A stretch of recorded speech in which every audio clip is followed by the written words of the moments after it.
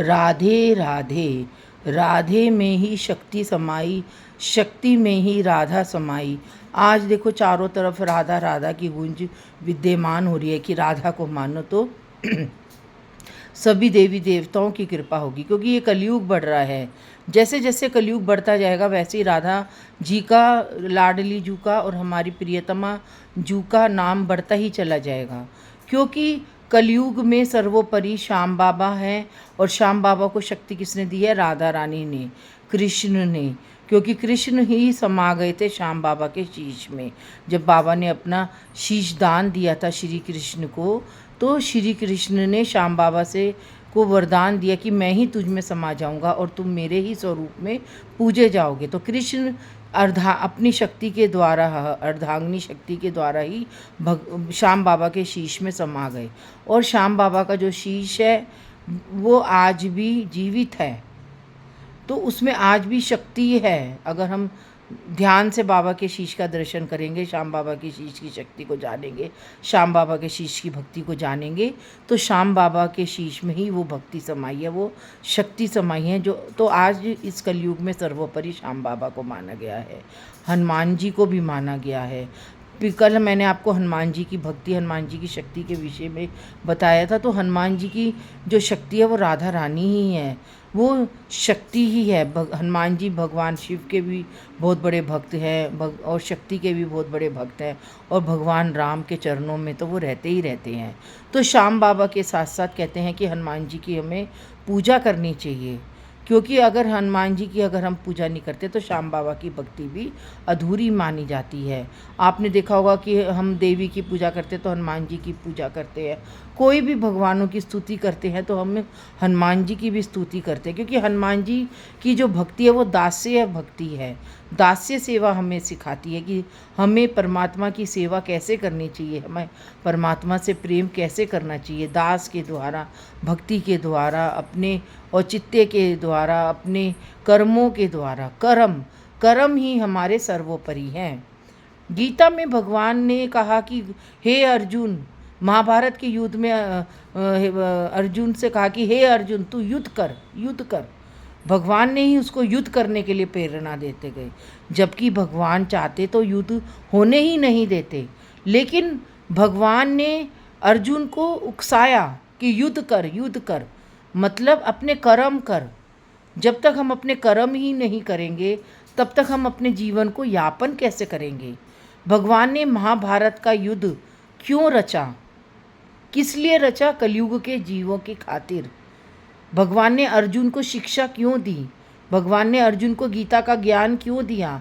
हम कलयुग के जीवों के लिए, क्योंकि हम कलयुग के जीव। आज महाभारत है, रामायण है, श्रीमद् भगवत गीता है, श्रीमद् भागवत पुराण है, तभी तो हम अपना जीवन यापन कर रहे हैं। समझो कि कोई संत ही नहीं होता, कोई ग्रंथ ही नहीं होता, सिर्फ हम ही हम होते तो आज चारों तरफ अधर्म फैला हुआ होता, राक्षसी प्रवृत्ति के लोग होते, देवता प्रवृत्ति के लोग ही नहीं होते, साधु संत ही नहीं होते। तो आज जो भी थोड़ा बहुत धर्म बचा है तो इन ग्रंथों की वजह से बचा हुआ है। आज हम अपने आप को पहचान भी पा रहे हैं, भक्ति को जान भी पा रहे हैं, तो श्रीमद् भगवत गीता के द्वारा, श्रीमद् भागवत पुराण के द्वारा, रामायण जी के द्वारा। तो और इसीलिए हम कहते हैं कि मैं बार बार कहती हूँ कि हमें अपने जो भी भक्ति करनी है, हमें जो भी कर्म करने हैं, हमें भक्ति योग, ज्ञान योग, कर्म योग में जाना है, तो हमें अपने ग्रंथों के साथ चलना पड़ेगा। हमें अपने ग्रंथों के आधारित जो भी भगवान ने ग्रंथों में लिख रखा है हमें उसके अनुसार चलना होगा, तो ही हम अपने जीवन की नैया को खे पाएंगे। नहीं तो हम डगमगा जाते हैं। जैसे अब एक भंवर आता है तो नैया हमारी डगमगा जाती है ना, डगमगा जाती है। और अगर हम भंवर में नहीं फंसते तो हमारी नैया चलती रहती है। तो ऐसे ही हमारा जीवन है। हमारा जीवन अगर जरा भी डगमगाया तो हमारी जीवन रूपी नैया भी डगमगा जाती है, हमारा जीवन भी पूरा का पूरा डगमगा जाता है। और अगर हम भगवान के सारे चलते हैं तो जब भी हमें डगमगाया जाता है अपने भंवर रूपी नैया से, अपने भंवर रूपी जीवन में, तो अगर हम भगवान का सहारा लेते हैं तो हमारी नैया सीधी चलती है और वो हमें डगमगाने नहीं देती है।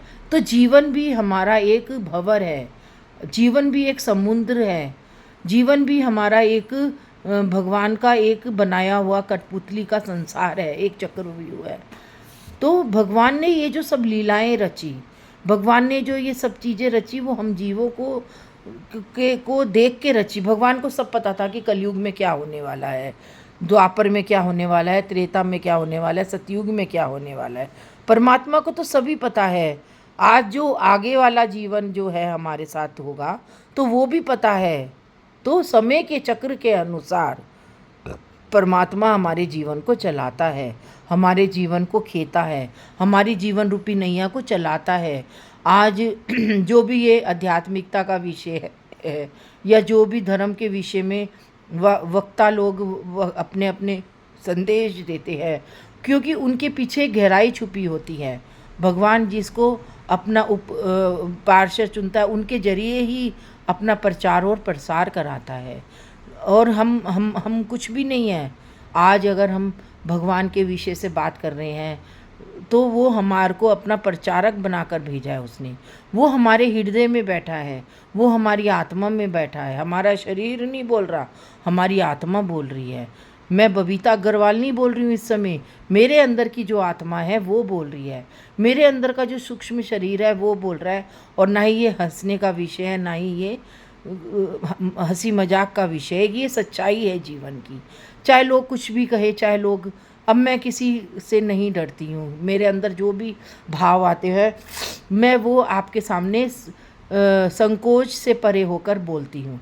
क्योंकि अब मैं आज उस ऊंचाई पे पहुँच गई हूँ कि मैं जो भी बोल रही हूँ, जो भी मैं आप लोगों को समझाती हूँ, वो मैं अब उसका अध्ययन कर चुकी हूँ। और क्या सही है और क्या गलत है, मैं उसकी तह तक पहुंच गई हूँ।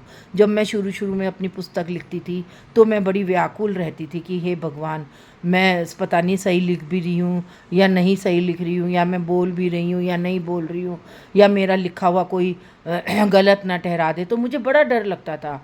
मैं जो भी लिखती थी मैं अच्छे भागवत वक्ताओं से पढ़ाती थी, आचार्य विद्वानों से पढ़वाती थी कि मैंने कहीं गलत तो नहीं लिखा। लेकिन सब कहते हैं कि नहीं, तुमने बिल्कुल सही लिखा है। तो मैं उसी के सारे बढ़ते आज 30 साल हो गए। 30 साल से मैं इसी आध्यात्मिकता में हूँ।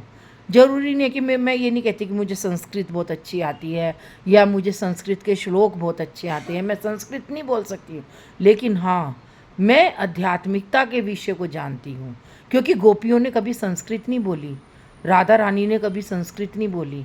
राधा रानी ने प्रेम किया, भक्ति करी, गोपियों ने भी भक्ति करी, मीरा ने भी भक्ति करी, प्रेम किया प्रभु से। आज हम भी प्रभु से प्रेम करते हैं, भक्ति करते हैं, तो प्रेम प्रभु भी हमारे अंदर भाव देता है। समय के चक्र के साथ साथ सब कुछ चलता ही रहता है, आगे बढ़ता ही चला जाता है। और हमें भी प्रभु के अनुसार ही चलना चाहिए। हमें भी हम समय के चक्र के अनुसार चलने चाहिए, अपने कर्मों के अनुसार, जो प्रभु को पसंद हो। हमारे हृदय के अंदर ही प्रभु बैठा बैठा माखन खाता रहता है, बैठा बैठा हमारे अंदर भाव देता रहता है, बैठा बैठा हमारे अंदर ही अंदर हमें प्रेम देता है, हमें उन्मादकता देता है, हमें अपने संरक्षण में संरक्षित रखता है। तभी तो हम उसके विषय से आप सबको परिचित करा पाते हैं। अगर हमें अंदर ही अंदर अनुभूति नहीं होगा, हमें अंदर ही अंदर अनुभूति ही नहीं होगी, तो हम आपको उस विषय से या किसी भी विषय से अवगत करा ही नहीं सकते हैं। हम कोई विषय को अपने मैं किसी भी विषय को लेकर आपके सामने प्रस्तुत होते तो पहले से कोई अध्ययन नहीं करके रखती हूँ। ना मुझे ये पता होता कि आज मैं ये बोलूँगी या इस विषय पर बोलूँगी।